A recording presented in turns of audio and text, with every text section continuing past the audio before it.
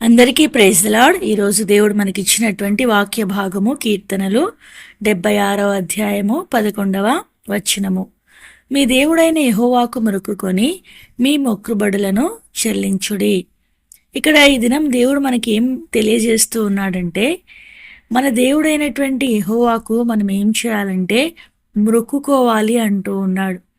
మొక్కుకోవటమే కాదు, మొక్కుకున్నటువంటి మీ మొక్కుబడులను చెల్లించండి అని దేవుని వాక్యంలో ఈ దినం దేవుడు మనకు జ్ఞాపకం చేస్తూ ఉన్నాడనమాట.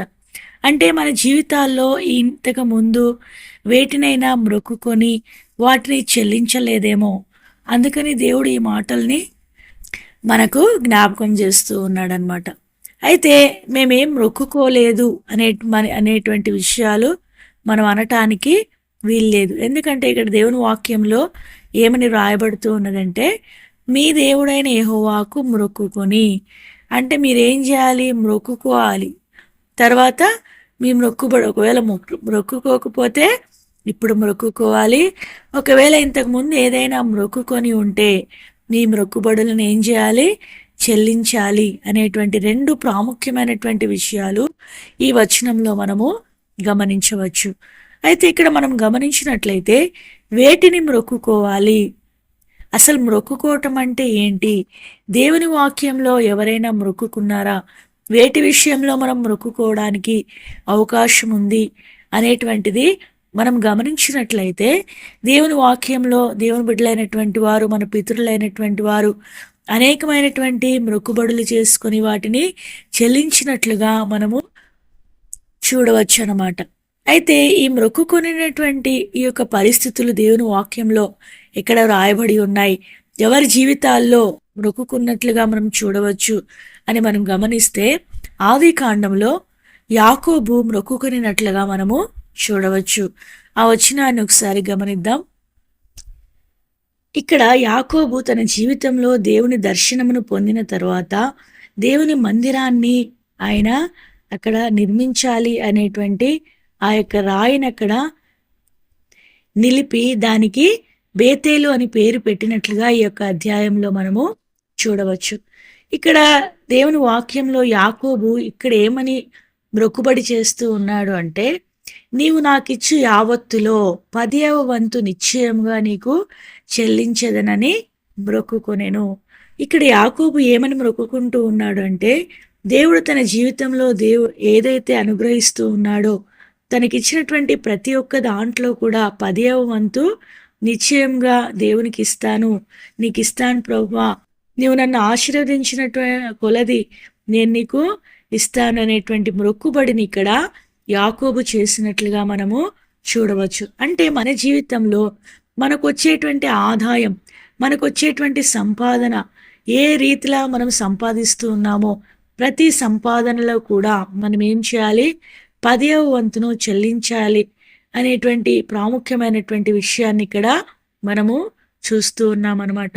మన జీవితాల్లో మనము ఈ యొక్క 10వ వంతు విషయంలో నిర్లక్ష్యం కలిగి ఉన్నామేమో, అందుకనే దేవుడు ఈ దినాన మనకు ఈ యొక్క వచనం ద్వారా మళ్ళీ మళ్ళీ మనకి జ్ఞాపకం చేస్తూ ఉన్నాడు అనేటువంటి విషయాన్ని ఇక్కడ గమనిద్దాం. నా జీవితంలో ఎక్కడైనా 10వ వంతు ఇచ్చే విషయంలో మనము తప్పిపోయి ఉంటే మనం సరి చేసుకొని ఆయనకు చెల్లించవలసినటువంటి ఆ యొక్క 10వ వంతు, ఇక్కడ యాకోబు అంటూ ఉన్నాడు 10వ వంతు చెల్లిస్తూ ఉన్నానని. అయితే 10వ వంతు అనేది దేవుని సొమ్ము అని దేవుని వాక్యంలో రాయబడుతూ ఉన్నది. అది మనం మొక్కుకోవాల్సిన అవసరము ఏమీ లేదు. అది ఆల్రెడీ దేవుడు నా కోసము, ఇది నాది, ఇది నా కోసం సిద్ధపరచబడినటువంటిది అనేటువంటి విషయాన్ని దేవుని వాక్యంలో మనకు తెలియజేస్తూ ఉన్నాడనమాట. కాబట్టి మనము దేవుని సొమ్ము దేవునికి ఇచ్చేటువంటి విషయంలో తప్పిపోకుండా ఉండాలని దేవుడు కోరుతూ ఉన్నాడనమాట.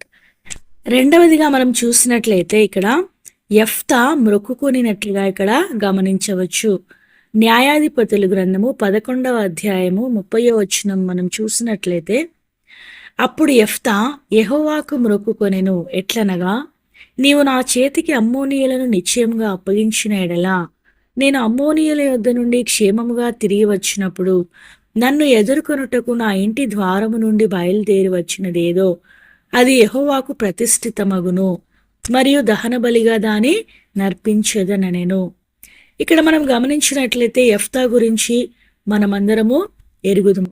ఆయన అమ్మోనీయుల మీదకి వెళ్ళినప్పుడు దేవుని సన్నిధిలో తను నాకు గెలుపునిస్తే నా ఇంటి ద్వారం నుండి ఏదైతే మొట్టమొదటిగా బయటికి వస్తుందో, నాకు ఎవరైతే ఎదురొస్తుందో ఏదైతే ఎదురొస్తుందో దాన్ని నేను దహన బలిగా అర్పిస్తాను అనేటువంటి మొక్కుబడిని ఇక్కడ చేసుకున్నట్లుగా మనము చూడవచ్చు.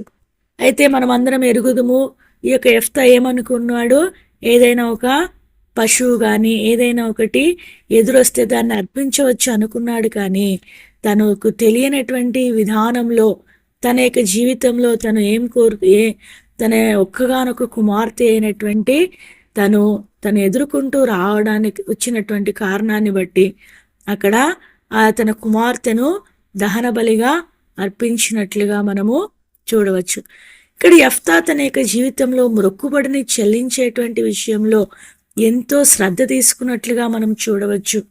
నేను ఇస్తానన్నది పశువునో, నేను ఇస్తానన్నది ఏదో ఒక జంతువును కదా, మనిషిని అన్ని అనుకోలేదు కదా అన్న ఆలోచన తనకు రాలేదు. కానీ నాకు ఒక్కతే కుమార్తె కదా, ఈమెను ఎలా ఇవ్వాలి అనేటువంటి ఆలోచన రాలేదు. కానీ తను ఏదైతే మొక్కుబడి చేసుకున్నాడో, తను అమ్మోనీయులతో యుద్ధం చేసినప్పుడు దేవుడు అతనికి విజయాన్ని అనుగ్రహించినప్పుడు తప్పకుండా తన కుమార్తె ఎదురొస్తే తన కుమార్తెని ఇవ్వడానికి కూడా వెనుక తీయనటువంటి వ్యక్తిగా ఇక్కడ మనము చూస్తూ ఉన్నాం.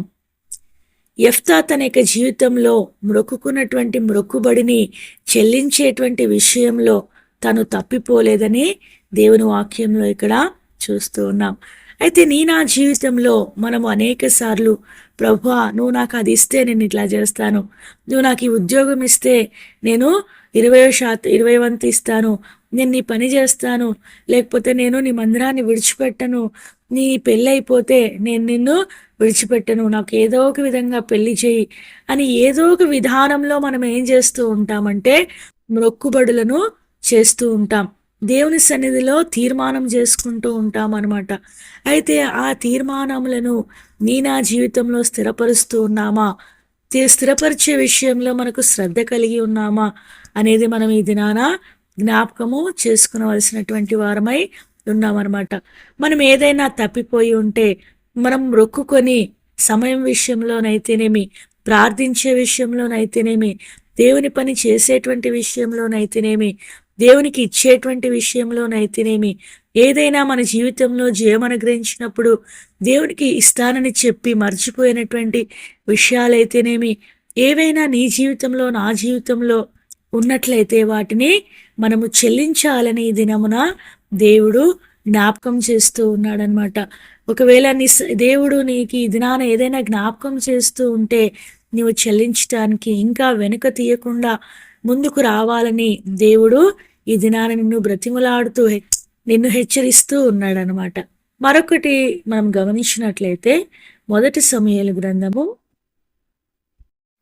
1వ అధ్యాయము 11వ వచనం మనం గమనించినట్లయితే, సైన్యములకు అధిపతివగు యెహోవా నీ సేవకురాలైన నాకు కలిగి ఉన్న శ్రమను చూచి నీ సేవకురాలైన నన్ను మరొక జ్ఞాపకం చేసుకుని నీ సేవకురాలనైన నాకు మగపిల్లను దయచేసిన ఎడల వాని తల మీదకి క్షౌరపు కత్తి అన్నిటికీ రానియక వాడు బ్రతుకు దినములన్నిటను నేను వారిని యెహోవానగు నీకు అప్పగింతునని మొక్కుబడి చేసుకొనెను. ఇక్కడ హన్నా తన యొక్క జీవితంలో తన కుమారుడి విషయమై తనకున్నటువంటి ఆ యొక్క నిందను, గొడ్రాలు పిల్లలు లేనటువంటి ఆ యొక్క పరిస్థితి నుండి తను తప్పించబడాలని ఎంతో ఆశ కలిగినట్లుగా మనం ఇక్కడ చూస్తూ ఉన్నాం. అయ్యా నువ్వు నాకు ఒక మగబిడ్డనిస్తే నేనేం చేస్తాను, అతన్ని నీకే ప్రతిష్ఠిస్తాను అనేటువంటి మొక్కుబడి ఇక్కడ చేసినట్లుగా మనము చూస్తూ ఉన్నాం. మన జీవితాల్లో మనం కూడా పిల్లలు లేనప్పుడు ఏమనుకుంటూ ఉంటామంటే, ప్రభువా పిల్లలు కావాలి, నువ్వు ఒక పిల్ల నాకు పిల్లల్ని ఇస్తే నేను నీ సేవకిస్తాను, నీ కొరకు నేను వారిని సమర్పిస్తాను అనేటువంటి మొక్కుబడిని చిన్నతనంలో వారు పుట్టక ముందు మనం చేస్తూ ఉంటాం. తర్వాత ఏం చేస్తామంటే వాళ్ళు పుట్టిన తర్వాత, వాళ్ళు పెద్ద అయిన తర్వాత వాళ్ళు మంచిగా చదువుతూ మంచిగా జ్ఞానంగా కలిగినటువంటి వారుగా ఉంటూ తర్వాత మనకు ఉపయోగకరమైనటువంటి వారుగా వారు కనబడుతూ ఉన్నప్పుడు, ఏదైనా మంచి ఉద్యోగాన్ని వాళ్ళు సంపాదించుకున్నప్పుడు వాళ్ళని దేవునికి ఇవ్వడానికి ఇష్టపడేటువంటి వారంగా మనము ఉండమన్నమాట. అయితే ఇక్కడ హన్నా తన యొక్క జీవితంలో తను ఏదైతే మొక్కుకుంటూ వచ్చిందో దాన్ని చెల్లించడానికి ఎంత మాత్రమును ఆమె వెనుకంజ వేయనటువంటి స్త్రీగా మనకి ఇక్కడ కనబడుతూ ఉన్నదనమాట. నా జీవితంలో మన పిల్లల విషయంలో కూడా మనము దేవుని సేవకు ఇస్తామని చెప్పుకుంటూ మనము ఒకవేళ వెనుకంజ వేస్తూ ఉంటే దేవుడి దినాన తిరిగి మనకు బయలుపరుస్తూ ఉన్నాడు, తిరిగి మనకు హెచ్చరిస్తూ ఉన్నాడు, తిరిగి మనకు మనం చేసుకున్నటువంటి మొక్కుబళ్ళ విషయంలో జ్ఞాపకం చేస్తూ ఉన్నట్లుగా మనం ఇక్కడ చూస్తూ ఉన్నాం అన్నమాట. మొట్టమొదటిగా యాకోబు తన యొక్క జీవితంలో తన 10వ వంతు తనకు ఇచ్చేటువంటి సంపాదనను ఇచ్చే విషయంలో మొక్కుబడి చేసుకుంటూ వచ్చాడు. రెండవదిగా హెఫ్తా తన యొక్క జీవితంలో తన యొక్క విజయానికి గుర్తుగా తను విజయం ఇస్తే దేవుడికి తప్పకుండా ఏదో ఒకటి ఇస్తాను అనేటువంటి విధానంలో తను మొక్కుకొని చెల్లించినట్లుగా మనము చూస్తూ ఉన్నాం. గుడ్రాలుగా ఉన్నటువంటి తన యొక్క నిందను తీసివేయటానికి దేవుని సన్నిధిలో తను మొరపెడుతూ నాకు ఒక కుమారుణ్ణి ఇస్తే నాకు ఉన్నటువంటి యొక్క నిందను మీరు తీసివేసినట్లయితే ఖచ్చితంగా నువ్వు నాకు ఇచ్చేటువంటి ఆ యొక్క కుమారుణ్ణి నేను నీకు అప్పగిస్తాను అనేటువంటి మొక్కుబడి చేసి చెల్లించకుండా ఏమాత్రమును లేదనమాట. వెంటనే ఆమె చిన్న వయసులోనే తనను దేవునికి అప్పగించినట్లుగా మనము దేవుని వాక్యంలో చూడవచ్చు అనమాట. మొదటి అధ్యాయం అంతా మనం చదివినట్లయితే ఈ యొక్క విషయాలన్నీ మనము చూస్తాము. ఈ విధంగా నా జీవితంలో దేని విషయంలో అయినా ఈ 3 హెచ్చరికలను మనకిస్తూ ఉన్నప్పుడు వేటిలోనైనా మనం తప్పిపోయి ఉంటే సరి చేసుకొని మన మొక్కుబడులను మనం చెల్లించాలని దేవుడు కోరుతూ ఉన్నాడు అనమాట.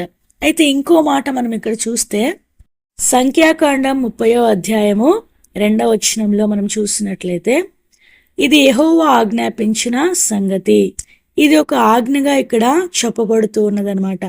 ఒకడు యెహోవాకు మొక్కుకొనిన ఎడల, చివరి లైన్లో మనం గమనిస్తే తన మాట తప్పక తన నోట నుండి వచ్చినదంతయు నెరవేర్చవలెను.